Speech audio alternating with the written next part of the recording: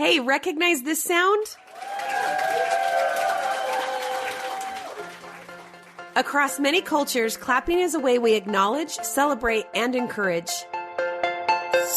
Hi, and welcome to Magnify, an LDS Living podcast where we talk about using our influence as followers of Jesus Christ to make a difference in the world. I'm your host, Kathryn Davis, a mom, a seminary teacher, and a Traeger enthusiast who loves God. Have you ever watched a marathon, even from afar? One of the best parts of a marathon or race is what happens on the sidelines. All the good people who show up at the crack of dawn to clap and shout encouragement as runners pass by. Today's conversation is inspired by an Instagram post from David Butler. The graphic says, "Dear God, I want to be a clapper." And if you know Dave, even if it's just through the screen, you know he's a clapper. He is a big fan of people. Dave is a dad, a teacher, an author, and a co-host of the popular YouTube channel Don't Miss This, where he encourages his listeners to better understand the scriptures. And Dave, I'm clapping at the thought of spending time with you today. Before we dive in, can I have a few rapid fire questions for you so we can get to know you a little bit better? Okay. Are you ready? Yeah. And they might not be any Disney questions because I know you're Okay. Question number 1. If your hometown was a food, what would it be? It would be brisket. Really? Yeah. Yeah. Not just because you love brisket? No, I love my hometown, so I love brisket, but also... Okay, there you go. Yeah. Like, there's just something about Southeast Houston that's briskety. Oh, yeah. Well, you know? For sure. It's just like that's the iconic barbecue food, right? And not just like it is. Burger and hot dog barbecue. Like, that's not a barbecue. That's like grilling. But like barbecue. Right. Do you know what I'm saying? Like smoking. Yeah. And, I do know. And it's good. And it's good. And it's a little bit... And it falls apart. And it's a little bit bougie. I come from a hometown that's a little bit like has 7 golf courses, you know, so it has to be up. We can't do like pulled pork. Like pulled pork wouldn't work. It has to be something. Do you golf? Listen, I love golfing. I used to golf with my dad. I used to golf with my grandfather. I used to just jump on the golf course and golf a couple holes and walk it. Then I got married and I had $0 and like you feel bad leaving for 7 hours at a time. And so it kind of got me way out of the habit, but I'm so nostalgic for it. I love it. I'm too ADD for it. Okay. What fictional character would you be best friends with in real life? Flynn Rider. Do you know from Tangled? Yeah. Yes, I do know. I love Flynn Rider. Same. We would be such good friends. I already know it. And he's a thief. He's a thief. And like this, I shouldn't admit this, but like one of my, like, I would love to be an art thief. I would love to I just would love to plan out and like execute the plan. The heist? Yeah, the whole heist. The idea of it? Yeah. Okay, my last question. What song will you never forget the lyrics to? Gangster's Paradise. Like Julio.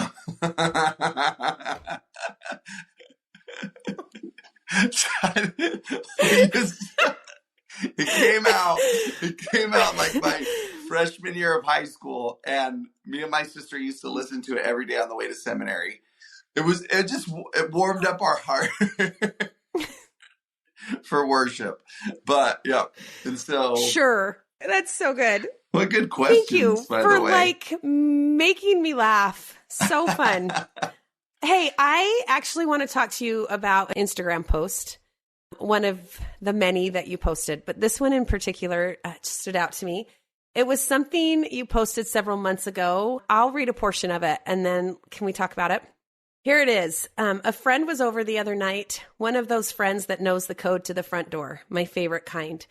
She was talking about some of the heartache that comes from living alone, the burden of going home to an empty house night after night for year after year, no one to download the day to, no one to listen or love or lean into.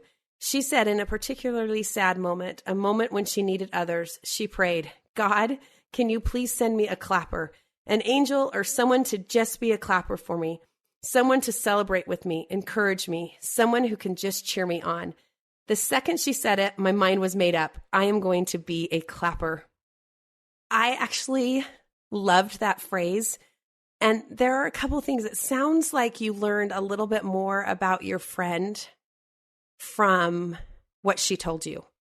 You learned a little bit more about her heart. What is it about that conversation that triggered that response in you?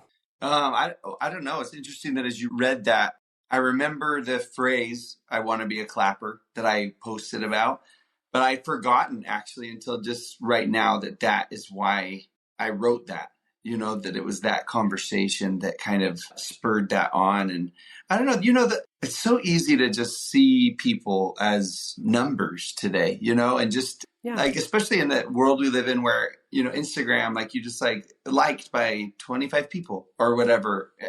Like, it's really hard to remember that everybody on there has a story and is thinking and feeling something today. And when you drive down the street, that like everyone that you pass, like, is excited about something, worried about something, scared of something, that just people are so much more complicated than we remember and much more intriguing than we remember. And when you get a chance to get past small talk and really see into someone's heart, I mean, because she could have easily come over, and we are good friends, and she could have come over and just talked about the Astros or something, just like normal stuff, and never opened up. And like, it's hard to particularly to vocalize where you're lacking or what one of your needs are. Yeah. Like, those aren't easy conversations, to have with people. And I think that conversation, when she opened up and just said, like, this is something I want.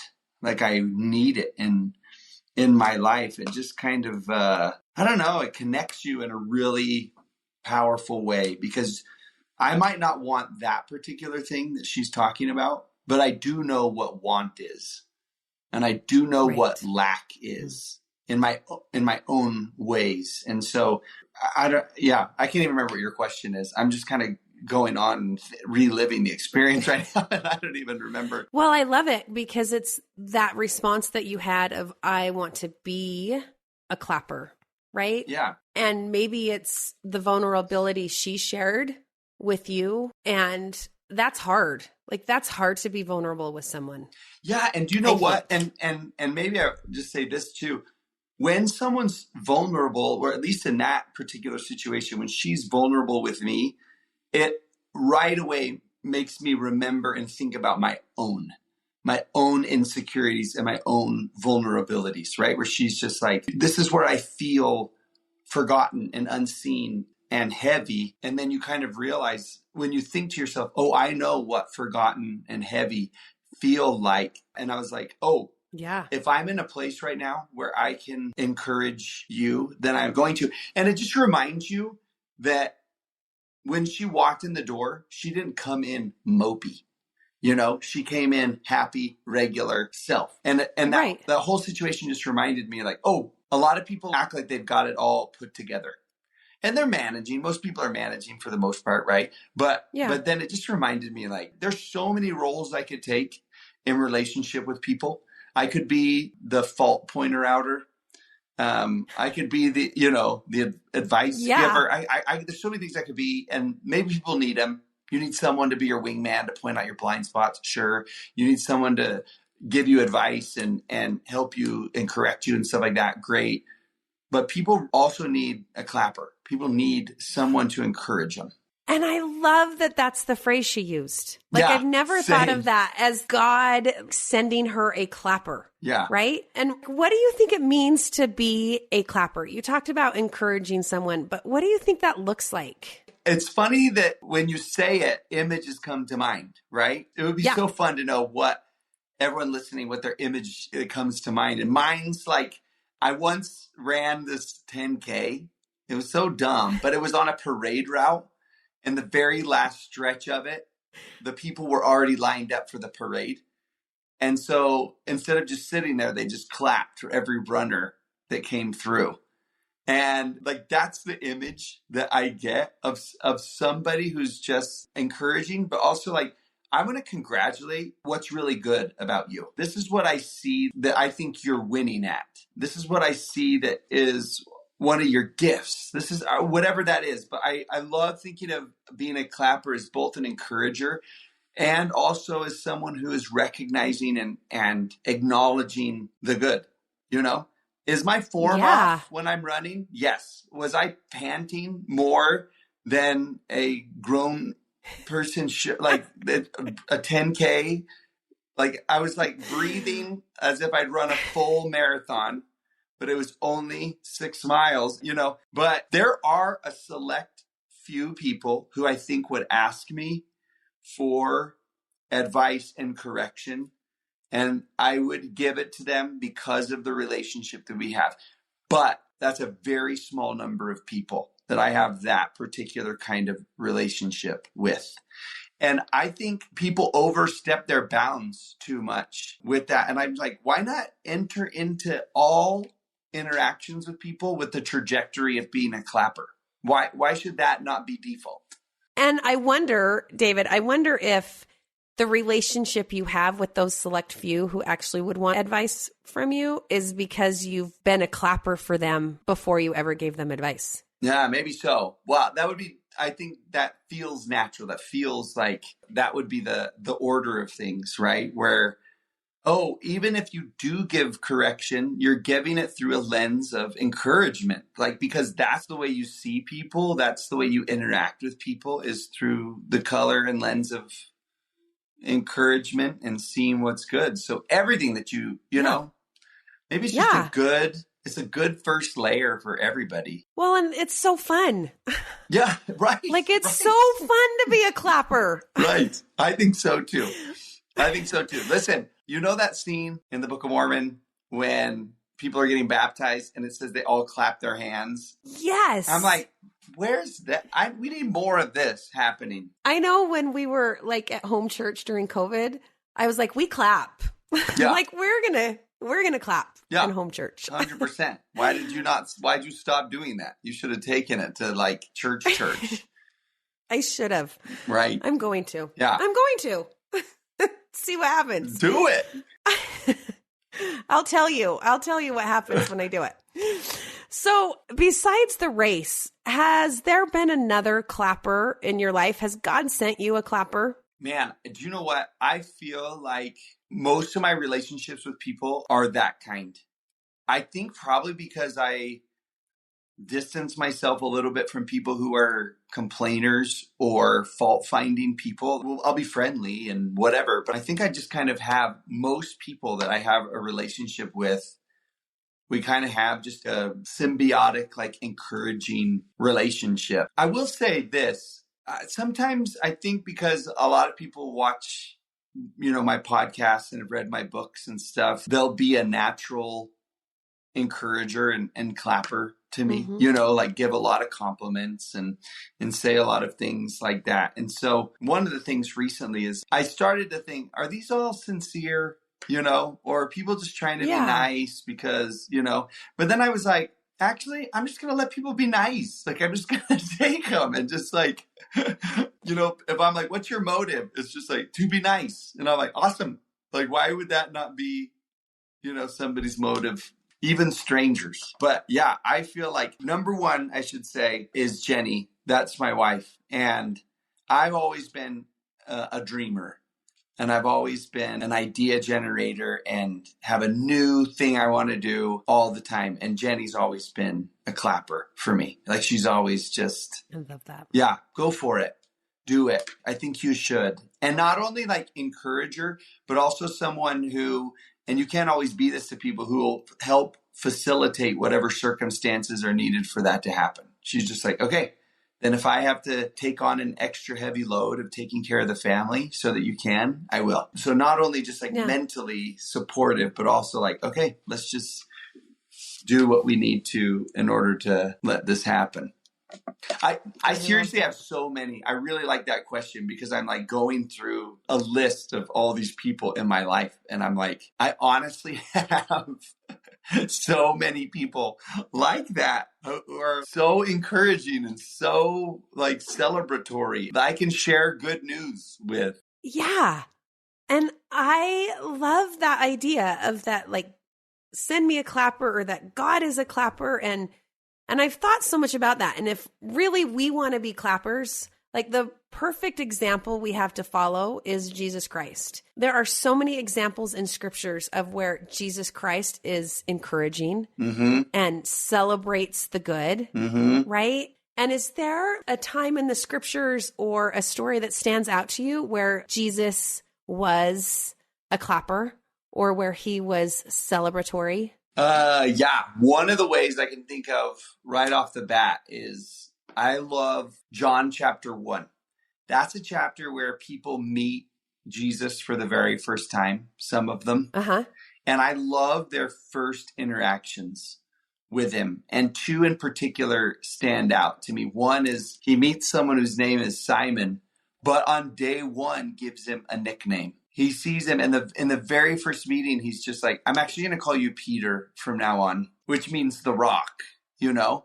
And like, like that's day one where he's just like, I see something in you that is remarkable and incredible. And then it's not several verses later that he meets someone named Nathaniel who walks up to him and they just met. And interestingly, right before they meet, Nathaniel actually says to his friend, Philip, about Jesus, I feel like he's a country bumpkin. He's from Nazareth, and how could anything good come from there? There's no way. So he's just been dissing on him like moments before they met. And when he meets him, he says, you know, you have got one of the most golden hearts of anyone I've ever met. That's day one. It totally throws him off guard because he asks, like, I'm sorry, do we know each other? How, like, wow, how do you know? Like, what? Wow. Which kind of goes to show like a reaction like that shows that their world wasn't very different than ours. That maybe they were used to criticism. Maybe they were used to like snappy comebacks also, because a genuine, encouraging compliment took him off guard. And so maybe even then they were in a drought for clappers also. And Jesus comes in and says, you've got such a good heart. And everyone that he picks is a clapping in and of itself. Matthew, he chooses him to be in his inner circle. And he's just like, that took him off guard. Nobody would have expected him to pick Matthew for that. And even picking him, like he picked him first for the kickball team. Like Matthew should have been last kid standing there looking like an idiot to be picked for it. And instead, Jesus takes him first round and says like, oh, I'd actually pick you to be someone I'd like to spend my time with. To me, that is evidence of someone who's a clapper. Yeah. All throughout it. Like if he gives time to someone, there's that scene when he is stopped with that woman who's on the roadside and she's hiding off to the side, and she reaches out and grabs just the tassels on his robe and he stops and has a conversation with her. But the very first word he says to her is daughter. Yeah. And for someone who spent 12 years trying everything, there's no doubt in my mind that she's felt like an outsider and that she's felt forgotten. And in one word, he's like, oh, no, darling, you've got daughter status with me. Let's forget all of that. Or what about when the friends lower their buddy down through the roof? They open the roof and they lower him down. Yeah. The very first thing he does is it says he saw their faith. Right. The friend's faith. And like he congratulated it, you know. He's like, I just imagine him saying like, I really love you guys. This is so cool that you're doing this. You brought your friends. I think it's so cool that you opened up the roof to drop him through, like, you know, and then turns to whoever owns the house. He's like, don't worry, I'm gonna fit the bill for this. But yeah, I'll fix it. Isn't this so cool that they did this? I just love that they. Yeah. And listen, I want to refilm anytime someone has Peter walking on water. That scene to me is like, we're missing some dialogue in that scene. In what happens there in that story? Yes. I agree. He's walking across, like in my mind, I'm seeing Jesus like, you're doing it, Peter. You're doing this. That's what I see. I see him. Absolutely. I actually, as you've been telling some of these stories, I love love the fact that the Savior never compliments on performance, right? He is looking right into their heart, into who they are. And instead of giving a compliment based on like what they're doing, he is, but it's like the faith of the friends, or the faith of Peter to walk, or the rock, or Nathaniel. It's like he's looking right into who they are. And I just remember a time when I was 16 and, 16-ish. Yeah. I was 16-ish and I was having a really bad day at school. And I came home from school and the phone rang from one of my dad's best friends. And I was like, oh, my dad's not here right now. And my dad's friend said, hey, no, Kathryn, I am calling to talk to you. And I said, oh, okay. And he gave me this compliment that had nothing to do with anything I had said or done or looked. It was all about my nature. And for me, that was like the ultimate clapper, right? Like it changed my whole trajectory of, hey, God sees my heart and not necessarily my behavior. And I think that's something that Jesus was so obviously so perfect at and so willing to express. And I think, how many compliments do I give based on, the superficial instead of on the heart? Yeah. And you know what? As you were saying that, I just thought, just that last line, I thought, and he's still really good at it. My two older boys just barely got their patriarchal blessings, about 2 weeks apart from each other. I sat there and I listened to God encouraging them and seeing their heart. Like he's still doing it. Both those boys, he sat them down and he told them, this is what I see in you.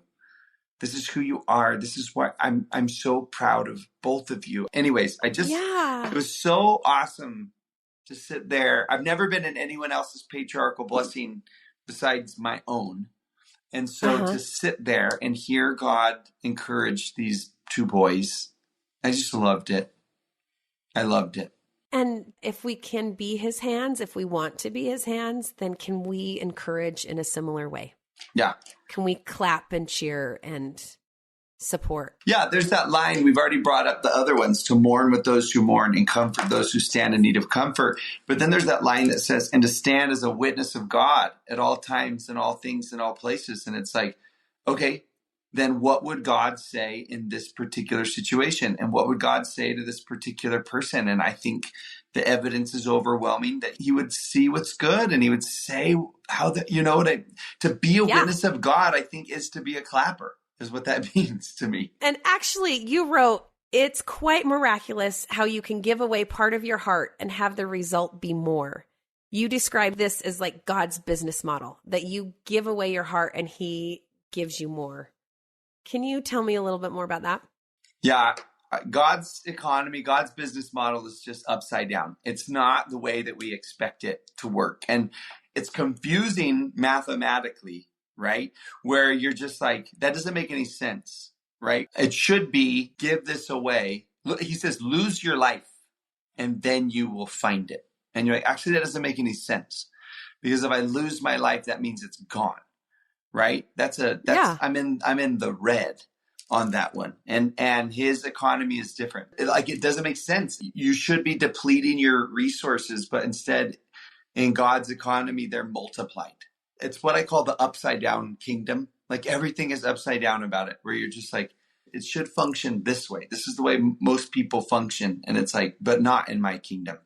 That's not how things work. In mine, when you give, it actually multiplies in return. And it's true. It's true. If you give of your heart, it costs something. It costs time and energy and emotion. And yet you would come back from it. Like, okay, I do some work with Humanitarian Experience, HXP. They do humanitarian trips for teenagers. One of the trip leaders who came back said this line at the end of the last year's summer. He said, I emptied my heart while I was there, but it came back full.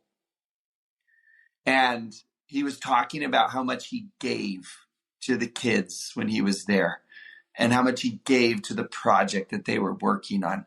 But then he said, I emptied my heart, but it came back full. I love that. We all want to have a fulfilling, meaningful life. And God gives us the pattern for it. It's just counterintuitive is all. But the pattern is laid out so simply in Scripture. Give, empty, and you'll find meaning. You'll find fulfillment. Yeah. I mean, I love that because I think so often we live in a scarcity mindset, right? That if somebody has a success or a win, then somehow it's going to take away from our success or our wins, which is untrue. But I think we're so often programmed to think that way, this scarcity. Yeah. And this is the first time I've ever thought of this, and let's see if this plays out right or not. I don't know, but exciting. Yeah. When I was driving this afternoon, I was actually thinking about that. I was like, why aren't more people encouraging? Why aren't they? And I think that you're right. It's that there is an underlying belief that if I give away too much of this, there's not enough left for me. Or if you're good, it means I'm not. And I'm just like, where did this come from? And isn't it interesting in the Garden of Eden from the very beginning that God says to Adam and Eve, of all of these trees, you may freely eat. That is an abundance mentality. And Satan comes in and points out one. Why can't you have that one? He points out scarcity. Right. He points out scarcity and God points out abundance. And maybe that's what he has been like from the very beginning, and a critical difference between the way the two of them function and see the world. Yeah. So how do you think we can root that out? How can we develop more of an abundance mentality, which I think is a clapper mentality, right? Yeah, I would say so. And kind of try and push aside the scarcity. Two things come to mind, and I'd have to be smarter to think about this. But one of those would be to notice the abundance all around you. If my experience is abundance, then it's going to affect my thoughts, behaviors, actions, right? If what I'm observing in the world around me and in my relationship with God is abundance, then I think it will shift the way I act and respond. And so I think one of the ways that we do that is to have a practice, some sort of deliberate practice of noticing the abundance of God and having personal experience with that and what I observe. So what do you do for that? Do you look for people or notice people, or do you just take time to recognize the abundance? Yeah, because I think people do it a lot of different ways, right? One of the ways that you see people do it is they'll keep a gratitude journal. Or something like that, which sounds so simple, but it's like, wait, I know, but don't let the simplicity of it keep you from the practice, where you're just like, it can't make that big a difference. And it's like, really? Try it.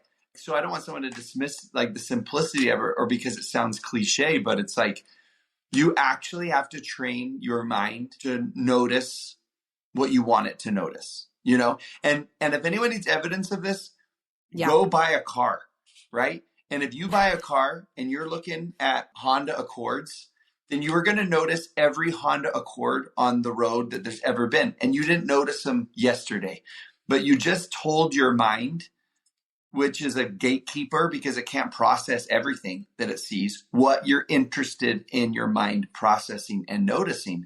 This is sounding way more smart than I actually am, but I think if you have to train your mind to see abundance and to live in that kind of mentality, right? Where it's like, I have to actually practice it. It's not the default for me for some reason, or it's not the normal status quo of the culture and world I live in. And so I've actually got to train my mind to do it. And maybe one of the ways we can train our mind, I just had this thought about that line that I left my heart empty and now it's full. Maybe one of the ways we can train our minds to have an abundant mindset is by trying to be a clapper more, right? Like if we look for people to clap for and become genuinely a clapper, maybe that can help us be more abundant in our own thinking as well. Yeah, well, this was the other thing that I was thinking of when I said notice the abundance around you was if someone realizes that God adores them and that God is going to pour out on them just simply by the fact of their relationship and not what they've done. Because of who they are. Because of who they are, that puts you in a place where you are secure. If I think everything is based off of performance, then I'm actually going to want you to perform bad and me to perform better because but if I realize and live my life accepted, loved, and adored by God, I feel like that opens up my ability to do that because it's like, I actually don't need to be better than you. I don't need you to be worse than me. I can encourage you because I actually believe I'm already adored and loved by God no matter what. And so I can actually push you along on the path because it doesn't take anything away from me for you to be adored and loved and great. There's something about living loved that is cyclical. It encourages that. Okay. I love that. You know that phrase that people say where they're like, hurt people hurt people? Hurt people. Yeah. So the other must be true. Loved people must love people. I love that. I love that. Yeah. No, that's so good. Right? It all comes down to understanding our relationship with God and that our divinity and our importance is fixed. And nothing's going to change that we don't earn his love. Well, and if that's one of the ways that he claps for us is through adoration and acceptance and love, then that means that someone's doing it for me. And so naturally I start doing it for others. So good. So Dave, what are some ways that we can clap for people? Okay. One way is, I think, to what you just said, that I love what your dad's friend did. I would find a way to give encouragement and compliments and see the good in people and then to say it. You know this because you live with teenagers. That encouraging voice is not what they're hearing all day long. And they're hearing a voice of discouragement and a voice of scarcity and a voice of not enough. Oh, that's interesting, by the way. That's interesting to link scarcity and not enough together because I've never said I'm scarce, but I have said before I'm not enough. Yeah. But if God says you are, now all of a sudden I'm out of the scarcity mentality. Okay, that's cool how that's coming together. That's a really cool thought. That kind of connects back to that other one, right? Right. That loved people love, because if I do feel like I'm enough, that means I'm living in an abundance mindset. Right. Right. And so it would have that reaction. But they don't hear it from other people, and they certainly don't hear it from themselves. And so that one practice of encouraging, you could never do it too much. You could never annoy someone with a multiplicity of compliments. People don't get tired of something like that. And if you want to do the percentages next to each other, you're probably going to lose every time because of the voices that they're hearing. I think it's one of the reasons that the Lord instituted the sacrament on a weekly basis, because that ordinance is a gigantic I love you is what it is. It's a reenactment of the crucifixion, and it says, this is what you're worth to me. This is how valuable I think you are. This is how far I would be willing to go for someone like you. So every week there is a recentering on what the story actually is, who God actually believes that you are. And so I think one of the reasons that the seminary program was instituted was for this very thing, right? Yeah. Because high school is the time when it is so easy to forget it. It's so easy to forget what God feels about you and what you're worth, because you get your worth and value from a million other things all throughout the day. And so some genius said, these kids need to be reminded way more often. Let's gather them together and let's do that. And if I had one wish from any of my kids, seminary teachers, friends, it would be like, please encourage and love them. Please see them the way God sees them. I watched those two boys of mine walk out of that patriarch's house, not even touching the ground. They were floating out of that place because of what had been said to them. And on that day, the patriarch was God's voice to them. But any of us can be it for people on any other day. That's so important to remember, because they really are thousands of voices a day telling them that they're not enough. Right. And subconsciously too, like the whole marketing, advertising industry, everything is built on the you don't have enough. I don't want to say the word prey, because I don't want all like marketing and advertising people to feel like predators here or something like that, or like vultures. But like they definitely like take advantage of the fact that people feel like they're missing something in their life. Yeah. And I don't think we could ever give enough compliments to our youth. Yeah. I don't think we could ever say enough, do enough to even begin to combat that. But the fact that they can come to a place, hopefully in seminary, that's the reason why I feel like I need to teach seminary. Not because I want a job.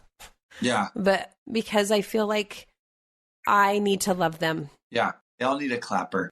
They all need a clapper. And we all need clappers, maybe in unexpected places. Yeah. Right? Yeah. There was kind of a comment on that post from one of your followers, and she talked about a clapper that came to her in an unexpected place. I don't know if you can remember, but one of your followers said that she was asked to play the music in Relief Society, and she's not a great pianist. And so she practiced and practiced and practiced, and then would mess up and play with one hand and cry and leave. And the third or fourth time she got up to play the piano in Relief Society, somebody yelled at her, "You've got this, Emily. We're here for you." And she talked about the importance of a clapper in an unexpected place. And I want to be that person. I want to be a clapper, and maybe an unexpected place and an unexpected time. Yeah. Like even President Irene shared a message in General Conference, this last General Conference, titled "A Legacy of Encouragement." And so, Dave, what do you want your legacy of encouragement to be? Oh, I was just gonna say, just that line by itself is like, right? Like I would use this phrase: I want to leave a legacy of encouragement. That is what I would hope happened. And I don't know if it will happen accidentally. And so I love the idea of you asking the question, okay, then what can I do about this? I see the problem. Now stand up and be the solution. I've felt the problem, so I have plenty of motivation. We talk about how much like a high school kid needs encouragement. And I'm like, it takes longer than out of high school for someone to really realize who they are. I mean, it's fascinating to me that when Jesus is in the wilderness, that the adversary is having him question his identity. If you really were God's son, would he leave you without? If you really were his daughter, would things look like this? Or wouldn't they be better? And the if. Yes. And it's fascinating to me that Jesus is 30 years old here and is still tempted with his identity. So it's not a 16-year-old problem. It's something that we struggle with for a long time. And I think Jesus gives the advice there, which is so interesting. He says, man cannot live by bread alone, but by every word that proceeds from the mouth of God. And those words are encouraging words. And those words are words that emphasize and reinforce what's good about you. In fact, the most recent words that Jesus has heard at this point in the story is when he was standing in the River Jordan. And God says, this is my son. I claim him. I know him. I love him. And I'm so proud of him. Like that's what the Father said to him. And I think Jesus says, live by every word that comes out of God's mouth. And I love that those were the most recent words that he heard out of God's mouth. And he's like, you want to make it through the desert? Spend more time in the river. Spend more time hearing those words. And I would just like to say that you and I live in a desert of that kind of language and that kind of talk. And I think it's right. Why should we not be that voice? Why can't we? And let's do it. Let's be those voices. Yeah. Right. That idea of a legacy of encouragement. And I know we talked about this with my mom passing away like a week ago, right? That's who she was for me, is always encouraging and always believed in me and always celebrated every win and every failure. And there's a void now of not having that. And so I still need that. You know what I mean? Like, it's not just teenagers. I still need somebody to be my clapper and be somebody to encourage me like that. And if I need that, I know so many people do. Right. And you know what is so powerful is, to me, I think the things that your mom said to you throughout all those years will come back to your mind. You'll hear her voice for the rest of your days. And we have a theology of angels. We have a theology of that. And I think you'll recognize her when she speaks to you because you're so familiar with that encouraging voice, and what a compliment to your mother that you could say today, oh, I recognize that voice because it's the same one that I heard every morning before I went to school. I know that voice. It's the same one I heard on the other end of the phone on some of my harder days.